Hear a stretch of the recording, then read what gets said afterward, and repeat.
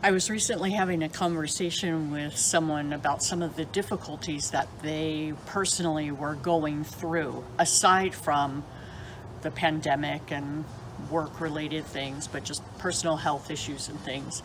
And as they were summing up the conversation, they said, "But God never gives you more than you can handle, right?"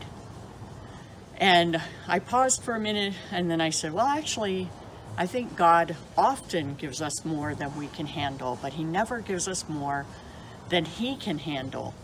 And the person kind of looked at me and said, "What?"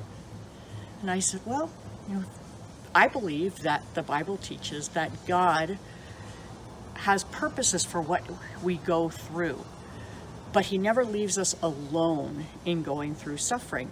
And he never says, well, you are a really strong person, so you get a lot of suffering. On the other hand, you're a wimp, so you get a little bit of suffering. That's just not found anywhere in the Bible. And so it reminded me of that passage in 2 Corinthians 12, where Paul is talking, and he says that he has some kind of thorn in the flesh. We don't know what that is. But he says that he asked God for it to be taken away. And God didn't take it away. And God didn't say, "Don't worry, Paul, I'm not giving you more than you can handle."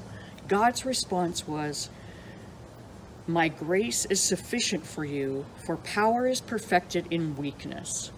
So God's response to Paul had nothing to do with Paul. It had to do with God. It had to do with the fact that God is big enough to carry us through.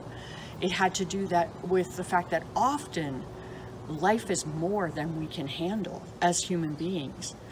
But we have a God who says, "Come to me," who says, "Cast your cares upon me," who says, "And when you're weary, I'm going to be there carrying your burdens." And so Paul's response to that was then, "Most gladly, therefore, I will rather boast about my weakness, so that the power of Christ may dwell in me.